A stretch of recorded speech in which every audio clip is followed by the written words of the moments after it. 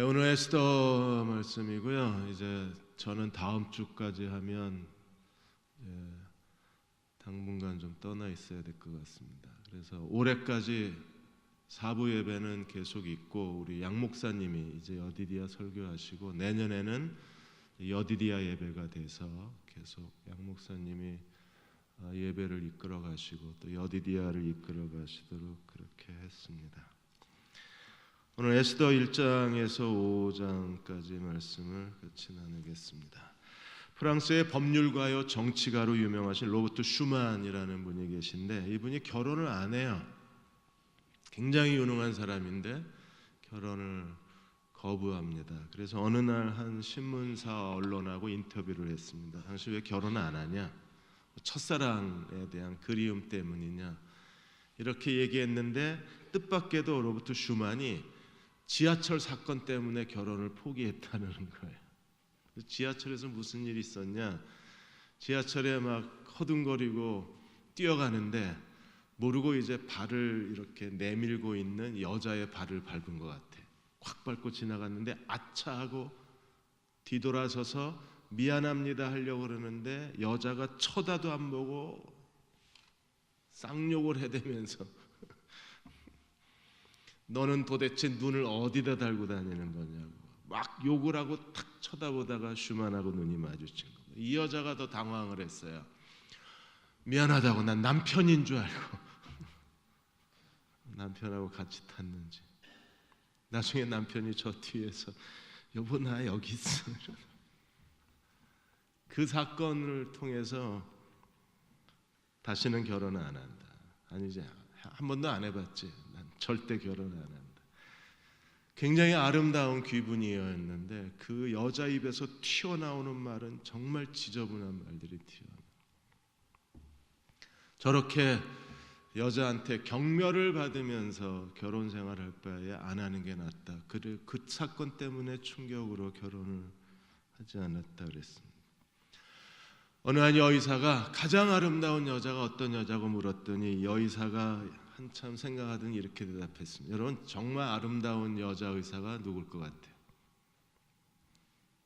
여의사가 말하는 아름다운 여자. 사람마다 기준이 다 다르겠죠. 이 여의사 말이 정답입니다. 제 눈에 콩깍지가 씌우면 그 여자가 제일 아름답대요. 세상에서 제일 아름다운 여자는 남자가 콩깍지가 끼어서 쳐다보는 여자. 진짜야, 한번 누굴 사랑해봐. 콩깍지가 딱 씌워봐. 세상에 그보다 아름다운 여자는 없어요. 근데 어느 날 이 콩깍지가 짧으면 3개월, 길면 2년 가요. 이 콩깍지 그래 이게 벗겨지게 돼 있어요. 그리고 이제 콩깍지가 벗겨지면 이제 그때부터 냉전의 시대가 시작이 되는 거죠. 그래서 예쁜 아내와 살면 3년이 행복하고 착한 아내는 30년이 행복하고 똑똑한 아내는 3대가 행복하다는 말이 이제 그래서 옛 어른들이 이런 속담을 만들어낸 겁니다. 왜 여자 얘기를 해요? 에스더는 정말 아름다운 여자입니다. 에스더라는 이름의 뜻은 스텔라, 별이라는 뜻입니다. 그리고 오늘 에스더 1장에서 나오는 또 다른 여자가 있는데 아하수에로 왕의 왕비 와스디라는 여자입니다. 와스디라는 이름의 뜻은 아름답다, 사랑스럽다, 매력적이다 그런 뜻입니다. 페르시아 대제국의 왕의 아내니까 굉장히 아름다웠겠죠. 화려했을 것이고 매력적인 여자였을 것입니다. 아하수에로 왕이 북아프리카에서 인도까지 저 세계 최대 영토를 지배하고 있었는데 그걸 127개 도로 나누어서 127개 도를 통치했어요. 인도에서 북아프리카까지. 자신이 얼마나 위대한 왕인가를 무려 6개월 동안 매일 파티를 열어서 자기의 영광스러움을 세상에 알리기를 원했습니다. 그래서 180일 잔치를 벌이고 그게 끝나자 다시 수산성 시민을 위한 7일 잔치를 벌이고 거기서 이제 사건이 터집니다. 어떤 사건이 터져요? 7일째 되는 날 이제 모든 파티가 끝나요. 6개월 그리고 7일의 파티가 끝나면서 왕이 마지막 파티의 절정 마지막 파티의 이벤트, 마지막 그 파티를 끝내면서 사람들의 마음에 가장 깊은 이미지를 남기기 위해서 한 일이 뭐였습니까? 왕비 와스티를 제복을 다 갖추어 있고 왕복을 제대로 갖추어 입고 왕의 규례대로, 왕실의 규례대로, 그리고 그녀의 아름다움을 보여주는 일이었어요. 얼마나 멋진 일입니까? 근데 와스디가 거절을 합니다. 와스디가 이거에 대해서 거절하자 12절에 그러나 왕후 와스디는 내시가 전하는 왕명 따르기를 싫어하니, 이유가 없는 거예요. 그냥 무조건 왕이 시키는 일에 대해서 그녀가 거절을 했어요. 그러자 어떤 일이 벌어졌습니까? 왕이 진노하여 마음속에 분노가 불붙듯 했습니다. 한순간에 분노를 못 참은 거예요. 지금 한국 사회가 분노에 휩싸이고 있는데, 어제 뉴스 슬쩍 지나가면서 보니까 어떤 여자가 고속도로에서 갑자기 앞에서 섰다고, 스피드건 때문에 섰는데 이 여자는 그 쫓아가서 운전을 방해했나 봐. 그래서 입건되는 사건이 일어났더라고요. 지금 한국 사회는 순간의 분노를 못 참습니다. 근데 와스디가 순간의 분노를 못 참고 왕의 요청을 거절하다가 폐위를 당하고, 그녀의 폐위 당한 게 에스더가 페르시아 왕실의 왕후가 되는 길을 열어놓아요. 그야말로 페르시아판 신데렐라 이야기입니다. 그래서 하나님의 이름이 없기 때문에 에스더서를 무시하는 구약학자도 있고, 근데 우리는요, 하나님의 이름이 나오지 않고 마치 동화책 이야기 같잖아요. 디즈니사가 만들어낸 그런 만화 영화 같습니다. 그럼에도 불구하고 그 속에서 전개되어지는 하나님의 하나님의 섭리를 찾아볼 수 있어야 돼요. 이런 일이 일어나자 왕이 분노하자 7명의 왕의 그 청와대 보좌관들이 순식간에 왕에게 이 규례에 대해서 새로운 규례를 제정하기를 원합니다. 어떤 규례를 제정해요? 인류의 오랜 고민을 페르시아는 법으로 정하게 되고 왕실의 조서로 이것을 발표하게 됩니다. 인류의 가장 오래된 고민이 뭐예요? 남편을 멸시하지 못하게 하자. 남편을 존경하게 만들자. 이게 페르시아 왕실의 조서였어요. 여러분 지금 웃지만 이제 살아봐. 이게 얼마나 인생의 심각한 문제인지 몰라. 이 여자가 날 존경을 안 해. 이 남자가 날 무시해. 이것 때문에 결혼 생활이 완전히 지옥이 되는 겁니다. 그야말로 헬 조선이 아니라 헬 남편이 되고 헬 아내가 되는 거예요. 헬이 나중에 헐 남편이 되고 헐 아내가 돼요. 그때는 이미 늦어버린 거예요. 웃기지 않아요? 남편을 무시하지 않는 법을 제정하자. 세상에 페르시아 127개도 대제국에서 왕실에서 일어나고 있는 이 하찮은 사랑과 전쟁 이야기 보십시오. 이게 도대체 왕실의 그 위대한 나라에서 일어나야 될 일이에요. 이 얼마나 사사롭고 시시하고 재미있고, 이 얼마나 그 초라한 일이에요. 근데 그 일이 실제로 일어나요. 그래서 18절에 보시면 오늘이라도 바사와 메대의 귀부인들이 왕후의 행위를 듣고 왕의 모든 지방관에게 그렇게 말하리니 멸시와 분노가 많이 일어나리이다. 남편이 멸시받는 게 싫은 거예요. 페르시아도 싫고 오늘 이 시대의 모든 남자들이 다 싫어. 그래서 어떤 법을 내려요? 20절에 왕의 조서가 이 광대한 전국에 반포되면 귀천을 막론하고 모든 여자는 남편을 뭐하라? 존경하라. 박근혜 대통령 뭐에 이런 법이나 좀 만드시. 우종민 그 의사가 있습니다. 이 정신과 의사인데 이분이 어떤 부분은 정말 안 어울려요. 여자는 패션 모델 같고 남자는 시골 아저씨 같은데 정말 잘 사는 부부가 있고, 두 사람이 뭐 고등학교 때부터 대학 때부터 7년 10년 연애해서 결혼한 부부가 있고, 그러면 오랫동안 연애한 부부가 더 잘 살 것 같은데 오랫동안 연애한 부부는 맨날 티격태격 싸우고 자기 의견 주장하다가 너는 왜 그러냐? 난 네가 이해가 안 된다. 내가 하고 싶은 말이다. 너는 왜 그 모양이냐? 이러고 사는데 패션 모델 시골 농부 아저씨는 너무 행복하게 사는 거예요. 그래서 우정민 교수가 도대체 뭐가 문제인가에 대해서 알다가 난 네가 이해가 안 돼. 이해하려고 하는 것 자체가 사랑의 실패라는 겁니다. 사람은 아무리 많이 배우고 아무리 많이 교양을 쌓고 아무리 많이 수양을 해도 그 사람의 기본 기질은 바뀌지 않는 거예요. 성격은 안 바뀌는 겁니다. 그래서 우정민 교수는 이해하려고 하지 마라. 그래서 지금도 싸우는 거다. 이해하지 말고 외워라 그랬어요. 상대방의 행동을 수학 공식처럼 외워라. 영어 문법처럼 외워라 그랬어요. 상대방의 행동을 외우면, 그러면 습관과 행동을 외우면 싸우지 않는다는 거죠. 이거는 모든 인간관계에서 마찬가지예요. 직장생활에서의 상하관계, 그 다음에 남녀관계, 그리고 친구들과의 관계에서 우리가 서로 저 사람 왜 저래? 라고 얘기하면 안 되는 거예요. 그 사람의 행동을 우리가 암기를 하는 겁니다. 저 사람은 저렇게 행동하는 사람이니까 내가 미리 피하거나 그런 일을 만들지 않거나 그 사람의 그 행동을 패턴을 내가 먼저 알고 있으면 그것 때문에 싸울 일은 없는 거예요. 페르시아 대제국에서 정말 한심한 법이 하나 세워졌습니다. 모든 여자는 남자를 존경해라. 다른 교회에서 이거 하면요 남자들이 박수가 막 터져 나와. 근데 우리는 난 2년이 돼도 내가 이제 암기를 했어. 여러분들을 별 반응이 없구나.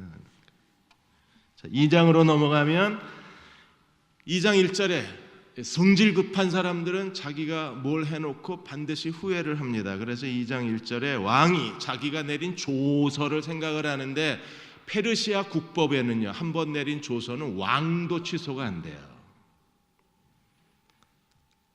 국법을 잘 만들었죠. 왕도 조서를 내려면 취소를 못합니다. 그러자 왕이 번민하고 있다는 걸 알고 왕들이 왕비를 빨리 세우기를 원하는데 지금까지 전통적 방법이 아니라 아주 새로운 이벤트를 만듭니다. 그게 뭐예요? 페르시아 전 지역에서 가장 아름다운 여자 선발 대회, 왕후 선발 대회. 이게 도대체 실제로 있었는지 동화 같은 얘기죠. 남편을 존경하라는 법이 만들어지지 않나? 마누라를 뽑는 데에 선발 대회를 하지 않나? 그래서 사람들이 이거 진짜야 에스더서가 이렇게 얘기가 나오는 거예요. 재밌었겠죠? 이런 걸 하면. 근데 페르시아 그 대제국의 왕이 귀족 가문 출신에서 여자를 뽑아야 되는데 그럴 수가 없는 게 지금 와스티가 살아있기 때문에 어떤 귀족의 가문에서도 자기 딸을 내놓을 수가 없는 거예요. 왜? 자칫해서 와스티가 다시 복귀하는 순간에 그 집안은요 완전 전멸이 되는 거니까 와스티가 살아있는데 자기 딸이나 자기 여동생을 왕후의 자리에 내놓는 순간에 이때부터 페르시아 전국에 긴장감이 흐르는 겁니다. 그러니까 누구도 내놓지를 않는 거예요. 이 무무간 이 사람들이 너무나 그 사실을 너무 잘 알고 있는 겁니다. 그러니까 지금 이 정치의 갈등과 이 구조 속에서는 마땅한 여자를 찾을 수 없으니까 페르시아 왕실 밖에서 찾는 거예요. 그게 왕비 선발 대회입니다. 지혜로운 사람들입니다. 이 왕의 보좌관들이.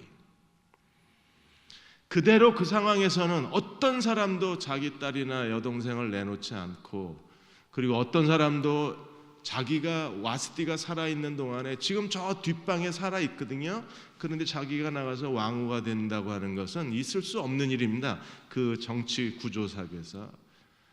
그러니까 왕실 밖에서 왕비 선발 대회를 여는 거예요. 굉장히 전략적으로 뛰어난 사람들입니다. 그런데 왕실 밖에 누가 있었어요? 에스더가 있는 겁니다. 에스더의 이름은 하닷사라 그러고 모르드게가 이 아이를 키웠는데, 삼촌이 키웠는데 정말 아름다운 여자입니다. 성경에 아름답다는 말이 2장에서 몇 번 나오나 보세요.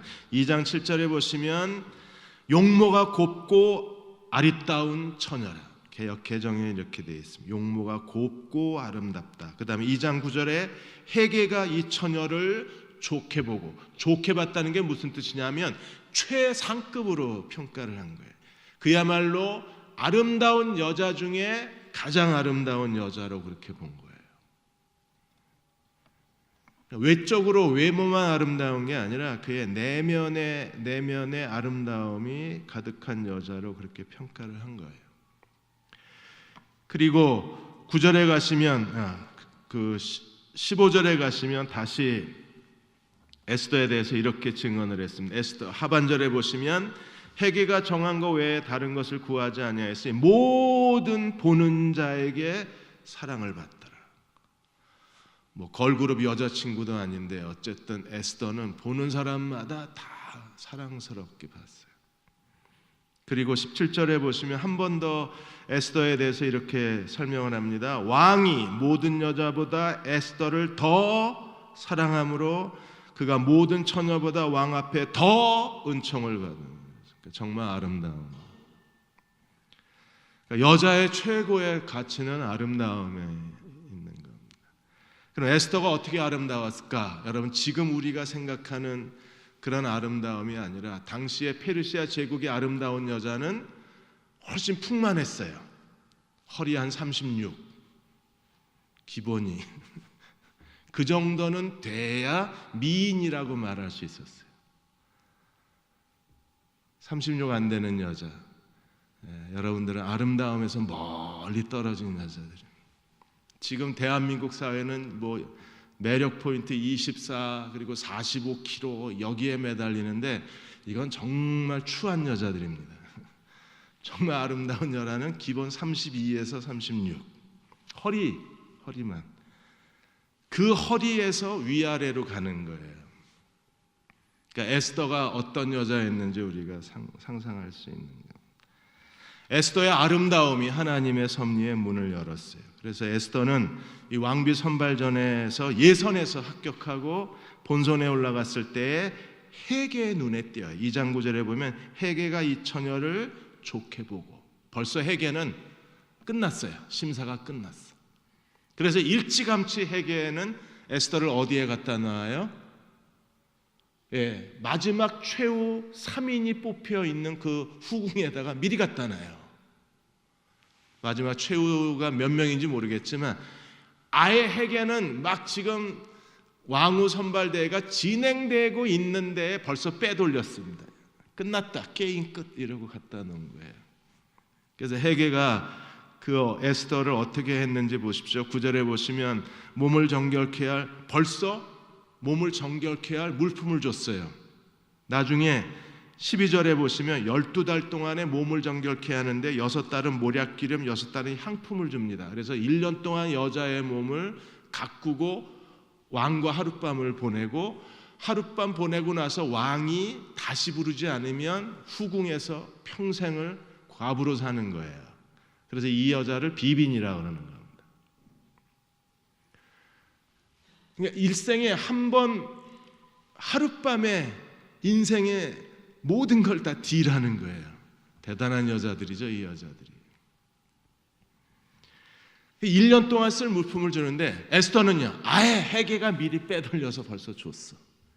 그리고 7궁녀, 선발된 사람에게만 주는 7궁녀는 벌써 에스더에게 가 있고, 그리고 아름다운 후궁으로 이미 자리를 옮겼고, 몇 사람이 선발됐는지 모르겠지만 어쨌든 헤게가 이미 여자를 탁 보고 왕의 여자가 어떤 여자인가를 알아보고 빼돌려버린 겁니다.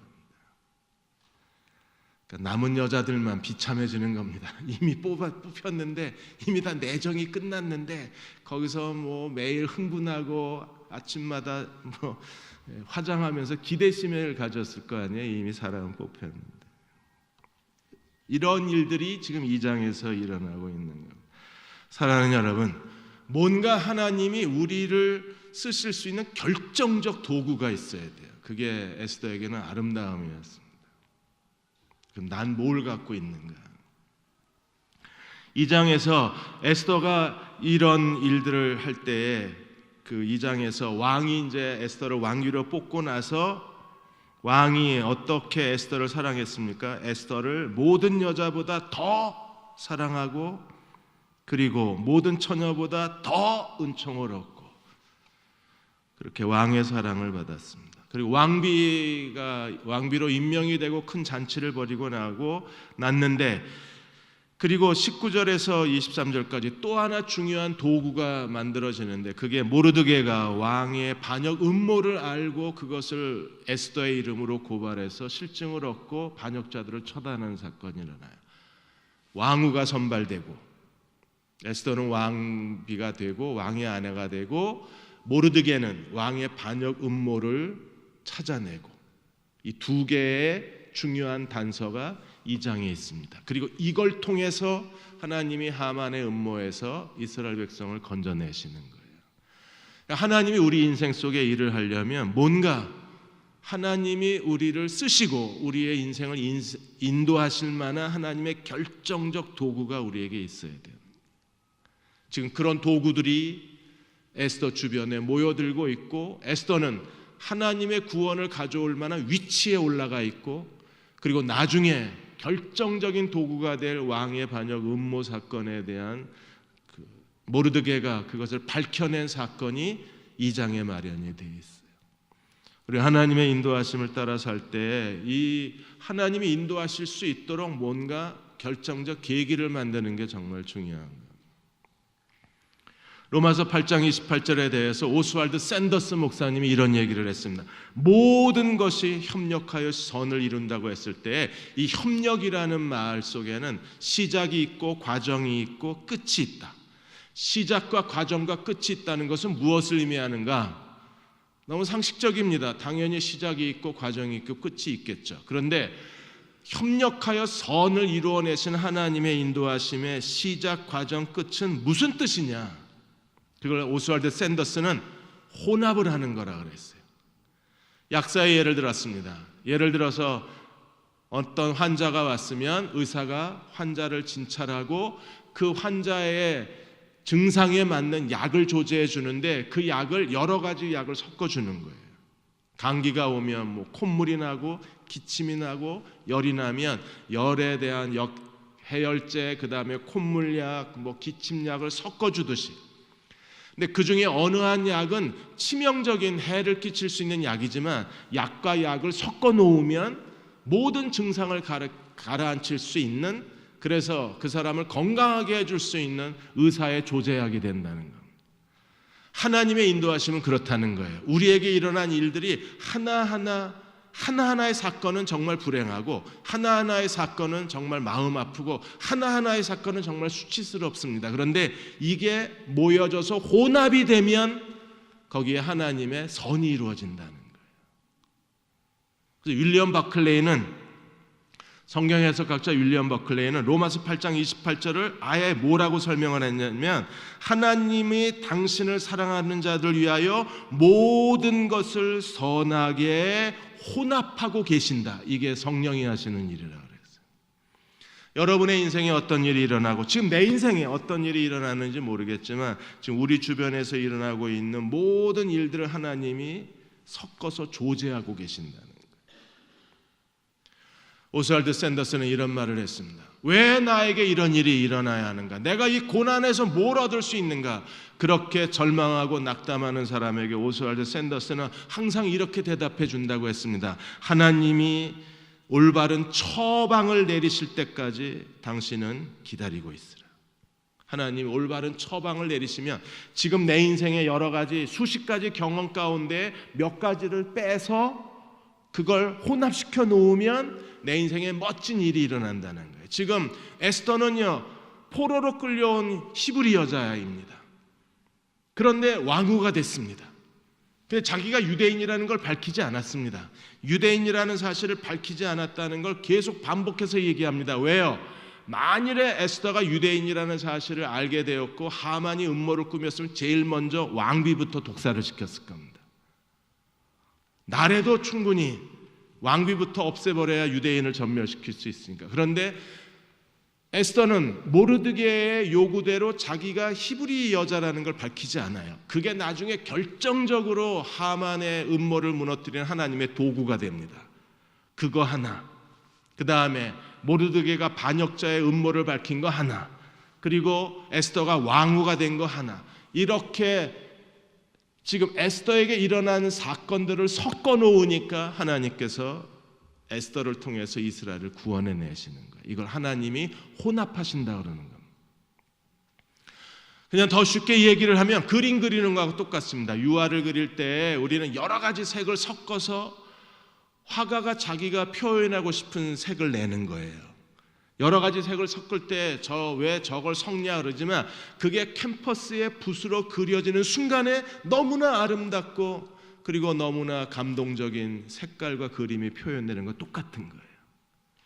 오늘 내 인생에서 일어나는 일들이 어떤 일이든지 하나님은 그것을 모으셔서 조제하시고 물감 섞듯이 섞으시고 그리고 그 사건들을 혼합시키셔서 하나님의 선을 만들어내시는 하나님이심을 기억하고 우리는 하나님이 일하실 수 있는 뭔가 특별한 것, 나만의 어떤 것 그걸 손에 들고 있어야 되는.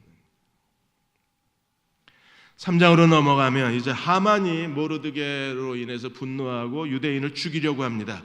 그러니까 아하수에로 왕도 페르시아 사람들이 좀 그런 기질이 있는 것 같아요. 이 사람들이 순간적 분노를 못 참는 것 같아요. 기질상.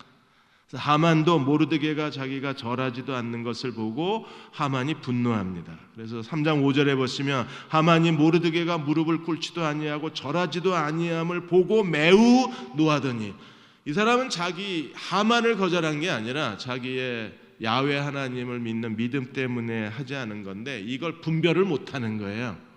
나를 거절한 건지 그 사람의 종교심 때문에 거절한 건지 분별을 못하고 분별하고 싶지도 않고 하만은 어떤 이유로든지 자기를 인정하지 않는 것에 대해서 하만이 분노하고 있는 거예요.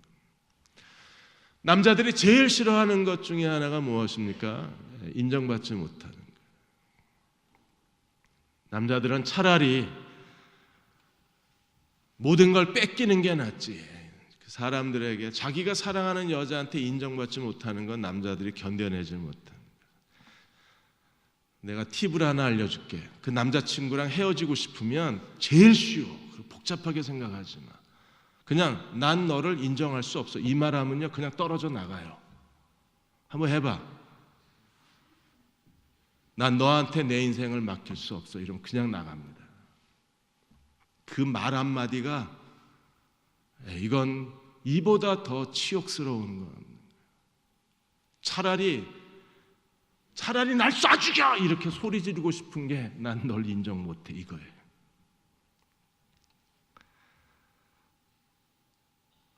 그럼 남자를 으쓱거리게 만들려면 인정해 주면 돼요. 나는 박근혜 대통령이 이번에 12월 10일 날 제3차 저출산 고령사회 대책 발표를 했는데 비정규직 2년 더 연장해주고 결혼한 젊은 부부들 아파트 얻어주겠다 그러더라. 난 그거 안 믿어. 그럼 남자가 쳐다볼 거 아니에요. 난 널 믿어. 난 정부를 믿는 게 아니라 난 널 믿어. 이 남자는요 하루 4번 알바 뛰면서도요 코피 팍팍 흘리면서도 행복해합니다. 왜? 사랑하는 여자가 믿어주니까. 정부는 못 믿어도 난 널. 이게 여자의 지혜예요. 그거 왜 못해? 그 쉬운 걸. 그러니까 맨날 왔다가 떠나지. 남자를 붙잡는 법은 쉬워요. 굉장히 간단해. 인정해주면 돼. 하만은요 완전히 속이 허한 남자입니다. 이건 모르드게가 자기 절하지 않는 사람이 한 사람쯤은 있어야지. 근데 그걸 못 견디는 거예요. 왜 나한테 절을 안 하냐고. 그래서 얼마나 증오심이 커요? 모르드게만 죽이는 게 아니라 아예 전 민족 자체를 없애버리겠다고 얘기를 합니다. 여기에 아말렉과 하나님의 전쟁 얘기가 그래서 나오는 거예요. 하만이 아각 사람이고 아말렉 족속입니다. 출애굽기 17장에 하나님의 아말렉과 오랜 전, 이게 완전히 동화잖아요. 디즈니랜드잖아요. 그런 얘기가 이제 배후에 흘러가는 거예요. 그래서 하만이 이 민족을 없애기 위해서 점을 쳤습니다. 그래서 점을 부르라고 그랬는데, 그래서 나중에 10장에 가면 불임절이라는 말이 부르에서 나온 거예요. 점을 쳐서 하나님께서 놀랍게 1년 뒤에 가장 길이를 점쳐줬습니다. 이게 1년 뒤에 길이를 점쳤기 때문에 그동안에 모르드게와 에스더가 이스라엘 백성을 구원할 수 있는 시간을 충분히 얻을 수 있었던 거예요. 이 길이를, 이 유대인 살해의 날을 이제 조서로 공표해야 되는데, 그것 때문에 하만이 무려 금 1만 달란트를 왕에게 바칩니다. 1만 달란트는요, 당시에 페르시아 정부의 수입의 60%였었습니다. 애플이 한 해 동안에 벌어들이는 돈이 한 800조입니다. 한국의 1년 예산이 400조가 안 됩니다. 대단한 나라죠, 애플이. 감이 안 와? 그러니까 애플 쓰지 마. 걔네들은 800조를. 근데 이번에 애플에서 보조 배터리 나왔는데, 와, 진짜 웃기게 나왔죠. 이것 때문에 지금 온갖 악담이 다 쏟아지고 있어요. 왜? 배불뚝이처럼 이렇게 툭 튀어나왔어. 이거 애플이 만든 거 맞냐고 소리를 지르는데, 애플이 만든 거 맞대요. 내가 봐도 이상하게 만들었더라고요. 그래서 스티브 잡스는 끝났다. 이제 애플은 스티브 잡스의 이미지를 다 잃어버렸다. 그런데도 최고가 행진을 통해서 애플의 자산 규모가 800조, 어마어마한 거죠. 이 1만 달란트는요, 60%, 페르시아 전체 세금 수입의 60%, 어마어마한 돈입니다.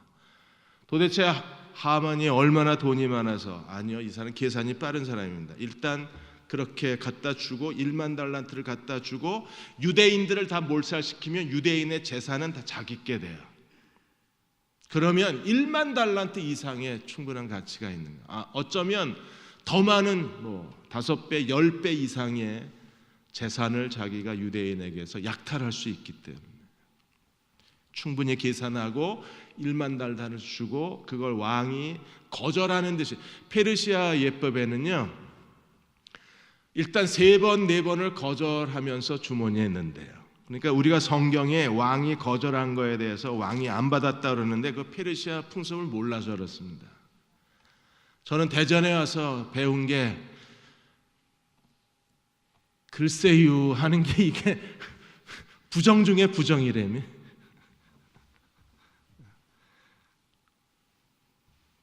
어느 택시 운전사가 그러더래요. 그래서 자기는 대전에 와서, 제가 대전 온 지 2년 됐는데, 그랬더니 택시 운전사가 자기는 대전 온 지 35년이 됐대. 그래서 나보고 대전이 내가 아니라 우리 아내한테 대전이 어떠냐고 물어서, 자기는 잘 모르겠고 자기 남편이 내가 여기서 산 지 2년이 됐는데 남편이 잘 적응이 안 된다 그러더라. 그랬더니 그 택시 운전사가 30년 살아야 적응이 된다고. 아직도 한참 남았대. 난 벌써 죽었어. 그때쯤 되면. 이게 대전이구나 할 때 난 벌써 천국 가 있을 거야. 그래서 그 택시 운전사가 하는 얘기 뭐냐면, 합시다, 좋죠 했는데 믿지 말라는 겁니다. 그 다음날 아침 돼 봐야 안 되는 거예요. 그래서 아내가 놀래가지고 나한테 와서 그 얘기를 해주는 거예요. 그래도 저는 그랬습니다. 그래도 난 믿겠다. 이게 문화잖아요. 풍습이잖아요. 페르시아는요, 거절하지만 받는 거예요. 그래서 금 1만 달란트를 받고 왕이 반지를 내어주고 유대인 대학셀의 조서에 도장이 찍히는 겁니다. 자, 왕에게는요, 한쪽엔 에스더가 있고 한쪽에는 모르드게가 한쪽에는 하만이 서 있는 거예요. 그래서 1월 13일 날 대학살의 날이 지정이 됩니다. 우리가 매일의 삶 속에서 이미 하나님은 이러한 일들을 아시고 준비하셨는지는 잘 모르겠습니다. 하만의 이런 음모를 아시고 하나님의 에스더를 미리 준비하셨을까? 돌아보면 준비하신 거였어요. 그 당시에는 아마 누구도 이런 일 때문에 하나님의 에스더를 준비했다고 얘기하는 건 없을 겁니다. 그렇게 해서 4장에 이제 사건이 일어납니다. 모르드게가 이 사실을 에스더에게 빨리 알려야죠. 그래서 에스더로 하여금 움직이게 만드는 게 모르드게입니다. 여러분, 어떤 위기가 닥치고 어떤 일이 일어났을 때 즉각적으로 순종하고 어떤 일을 결정하고 행동하는 것처럼 중요한 게 없어요. 모르드게가 하나님이 이 일을 해결하실 거라고 가만히 기도만 하고 있었으면 다 죽었어요. 근데 이런 일이 일어나자 모르드게는요, 완전히 눈에 띄는 복장을 하고 퍼포먼스를 대궐문 앞에서 하고 있는 거예요. 그래서 2절에 보시면 4장 2절에 1절 2절 같이 보죠. 모르드게가 이 모든 일을 알고 자기의 옷을 찢고 굵은 베옷을 입고 재를 뒤집어 쓰고 성중에 나가서 대성통곡하며 대궐문까지 갔습니다. 그 뒤에 계속 KBS 카메라가 따라가는 거예요. 그리고 이게 생중계되는 겁니다. 여러분, 이보다 더 관심을 끌 수는 없잖아요. 그렇게 관심을 끄고 3절에 모르드게만 그런 게 아니라 유다 백성들이 전부 자기가 서 있는 곳에서 애통하고 금식하고 울고 굵은 베옷을 입고 하나님 앞에 재 누운 자가 무수한데 누구만 몰라요? 에스더만 몰라요. 철저하게 차단되어 있어서. 그래서 모르드게가 내시를 통해서 에스더에게 정확한 정보를 전합니다. 1만 달란트 얘기, 왕의 조소가 내린 얘기, 왕의 조소 초본까지 다 복사해서 다 보내줬어요. 그리고 에스더에게 네가 왕에게 이 민족을 구원하라고 지시를 합니다. 에스더가 내가 왕 앞에 나아가지 못한 지 한 달째라. 그리고 왕이 부르지 않았는데 나가면 죽는다. 왕실의 법도에 대해서 설명을 합니다. 그러자 13절 14절에 모르드게가 에스더의 사명을 일깨워주는 거예요. 저는 이 장면이 굉장히 감명스럽습니다. 왜냐하면 지금 이 시대에 이런 메신저가 필요하기 때문에요. 오늘 우리가 이 시대를 왜 살아가야 되고 내가 이 한국의 젊은 세대에게 우리가 이 시대에 뭘 해야 될지 시대적 사명을 일깨워주는 메신저가 이 시대에 필요하기 때문에 에스더로 하여금 네가 해야 될 일이 무엇인가를 모르드게가 어떻게 일깨우고 있는가를 알고 오늘 교회의 대학 청년부에서 해야 될 중요한 일이 교회가 젊은 세대에 해야 될 일이 기성세대가 이 시대의 젊은이에게 해야 될 중요한 일이 시대적 사명을 일깨우는 거예요. 13절 14절에 모르드게가 이렇게 말합니다. 모르드게가 그를 시켜 에스더에게 회답하여 돼 너는 왕궁에 있으니 모든 유다인 중에 홀로 목숨을 건지리라 생각하지 말라. 이때 내가 만일 잠잠하여 말이 없으면 유대인은 다른 데로 말미암아 노임과 구원을 얻으려니와 너와 내 아버지의 집은 멸망하리라. 하나님이 이때를 위하여 너를 왕으로 세우신지 어떻게 아느냐. 이때를 위하여. 여기서 에스더가 사명을 깨닫고 그녀가 대답합니다. 죽으면 죽으리이다 고백하고 뭘 요구했습니까? 에스더가 요구한 게 뭐예요? 16절에 당신은 가서 수산에 있는 유다인들을 다 모으고 나를 위하여 금식하고 밤낮 3일을 먹지도 마시지도 말고 또 나와도 나의 신하와 더불어 이렇게 금식한 후에 규례를 어기고 왕에게 나아가리니 죽으면 죽으리이다. 그리고 하나님의 구원의 문이 열리는 거예요. 오늘 우리도 그렇게 하나님의 인도하심에 즉각적으로 순종하고 그리고 어떤 결단을 내리고 이 시대에서 우리가 해야 될 일이 무엇인가를 찾아냈으면 좋을 것 같아요. 지난 목요일 날 미션 퍼스펙티브스가 선교 한국에서 분리되어 나왔습니다. 그래서 미션 파트너스라는 이름으로 기관이 독립이 됐어요. 전에는 선교 한국 그 안에 미션 파트너스가 있었어요. 미션 퍼스펙티브스. 그런데 선교 한국이 점점 약화되어져 가면서 이제 분리하자. 그래서 미션 퍼스펙티브스가 그 미션 파트너스라는 이름으로 이제 분리가 되고 그 총회를 서울 신반포교회에서 했어요. 그때 이제 각종 선교 단체 분들이 한윤호 목사, 뭐 손창남 선교사, 그다음에 박경남 목사 이런 분들이 다 이제 선교단체 지도자들이 다 모였습니다. 그때 우리가 고민한 게 뭐냐면 이 선교단체뿐 아니라 한국의 젊은이들에게 던져줄 수 있는 가장 큰 비전이 뭐냐? 뭘 던져줘야 되냐 지금? 방향성 어디로 가야 되는지 뭘 도전해야 되는지. 근데 그 방향성이 이미 나왔었어요. 랄프 윈터가 오더라는 그런 큰 그림을 그리고 있었는데, 그 수사회 같은 거, 프란체스코 그 수도사회 같은 올더라는 그 그림을 그리고 있었는데, 한국에서 이 올더 비전이 이제 만들어지기 시작하는 거예요.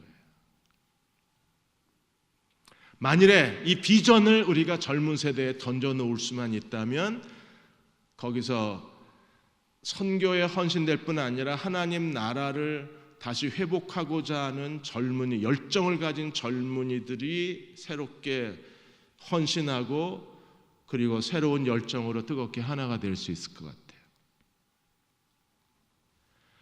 랄프 윈터 박사가 돌아가시고 나서 랄프 윈터가 후계자로 지명한 사람이 존 킴입니다. 존 킴.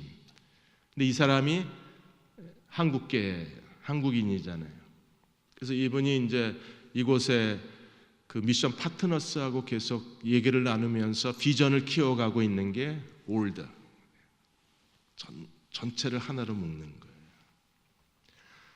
지금 뭔가 비전이 던져지면, 그러면 우리는 마음이 뜨거워질 수 있을 거예요. 에스더로 하여금 너는 왕궁에 있으니 너는 면할 거라고 생각하지 말라. 그녀의 잠들어 있는 야성을 끌어내고, 에스더 속에 잠들어 버린, 어느 사이에 벌써 왕의 아내로서 편리함에 길들여졌을 테니까 그녀의 잠든 사명감을 다시 꺼내야 하는 그런 사람이 우리 주변에 있었으면 좋겠어요. 저는 그런 사람이 되려고 애를 썼는데 잘 안 됩니다. 정말 그렇게 젊은이들에게 그들의 시대적 사명을 끌어내주고 싶은 사람이 되고 싶었는데 그게 잘 안 돼요. 그런데도 지금 가는 곳마다 젊은 사람들 모임에 가서 계속 듣지도 않는데 외치는 게 이 얘기입니다. 네가 이 시대의 젊은이가 되었다는 것이 하나님이 너를 위한 계획인지 어찌하느냐.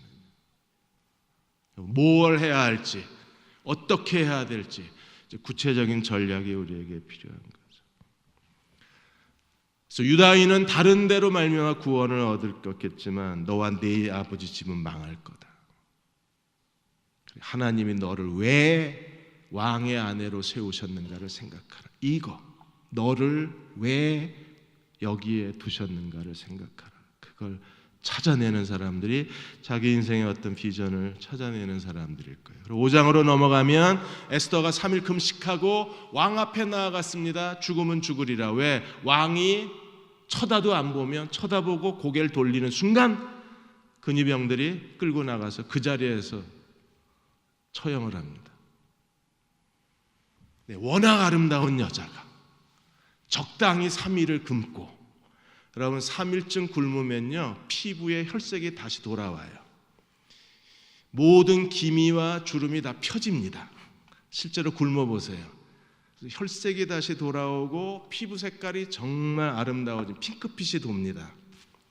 어떤 여자가 안 이쁘겠어요 3일 굶으면.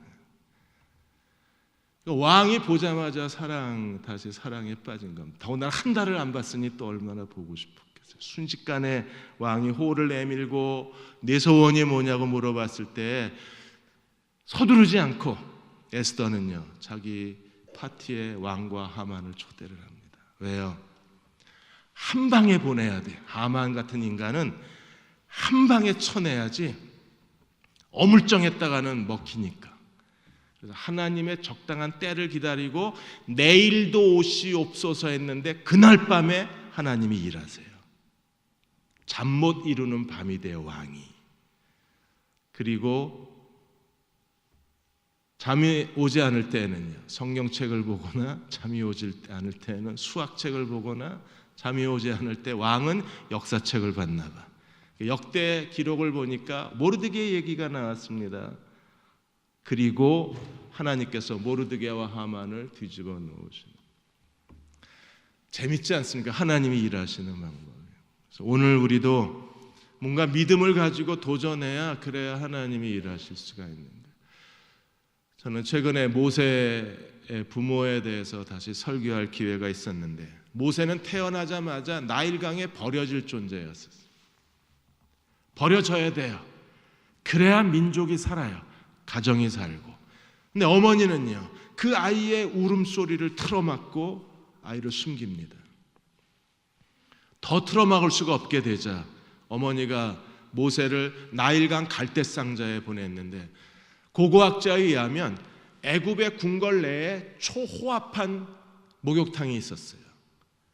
바로의 공주가 나가서 목욕해야 될 아무 이유가 없습니다. 남자를 만나기 전에는 나가야 될 이유가 없는 거예요. 최고의 시설을 가진 목욕탕이 궁궐 안에 있었으니까.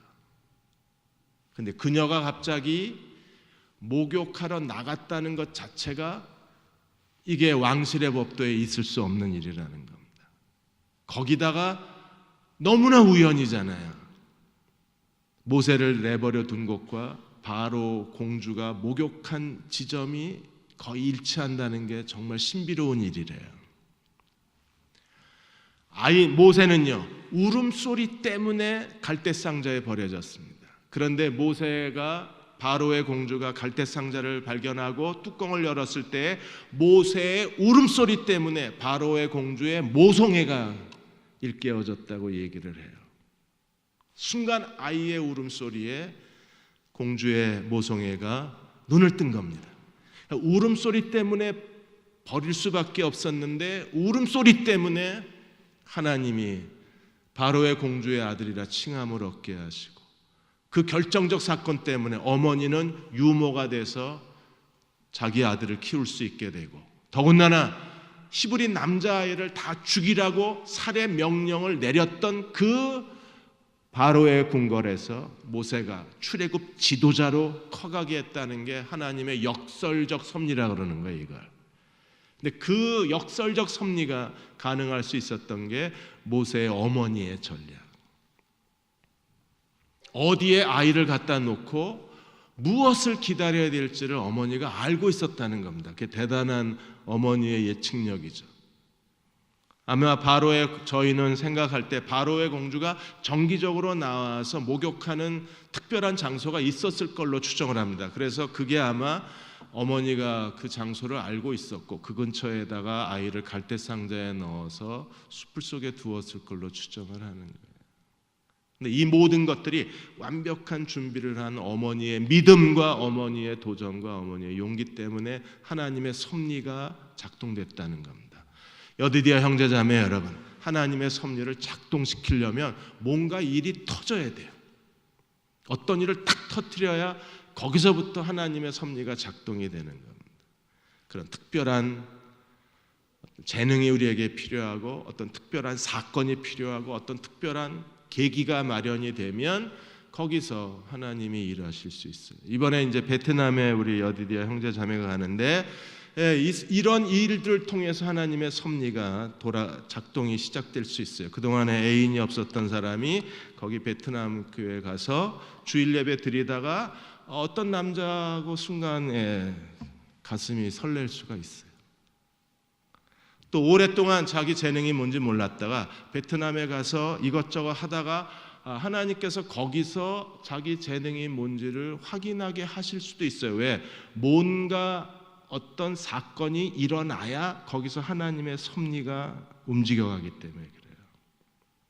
그냥 아무것도 없이 그냥 빈손으로 돌아온 사람이 있을 수도 있고, 거기서 뭔가 자기 인생에 큰 덩어리를 건져가지고 올 사람도 있고, 오늘 이번에 안 되면 내년에 또 다시 베트남이든 어디든 도전하면 자꾸 뭔가가 일어나야 그 안에서 하나님의 섭리를 꺼내놓을 수 있는 그런 지혜로운 여디디아 여러분들이 되시기를 주의 이름으로 축원합니다. 하나님, 여디디아에서 내 인생의 사명을 발견하게 하여 주옵소서. 모르드게가 에스더의 사명을 일깨우고 죽음은 죽으리라 결단하고 왕 앞에 나아가게 한 것처럼, 하나님, 대흥교회, 여디디아, 방주 모임, 우리의 예배, 우리의 기도를 통해서 하나님 내가 해야 될 이 시대의 사명을 알게 하여 주시고 하나님께 헌신할 수 있는, 자기의 길을 갈 수 있는, 자기가 뭘 해야 되는지를 아는 지혜로운 주의 젊은이들 되게 해주시고 사부 예배자들이 되게 하여 주옵소서. 지금 우리를 죄에서 구원하신 예수 그리스도의 은혜와 하나님 아버지의 그 크신 사랑하심과 성령의 도우신 은혜가 오늘 함께 주일 예배 드리고 돌아가는 모든 여디디아 형제 자매와 사부 예배자들 위에, 이 땅의 모든 교회와 젊은이들 위에 지금부터 영원히 함께 하시기를 간절히 축원하옵나이다. 아멘.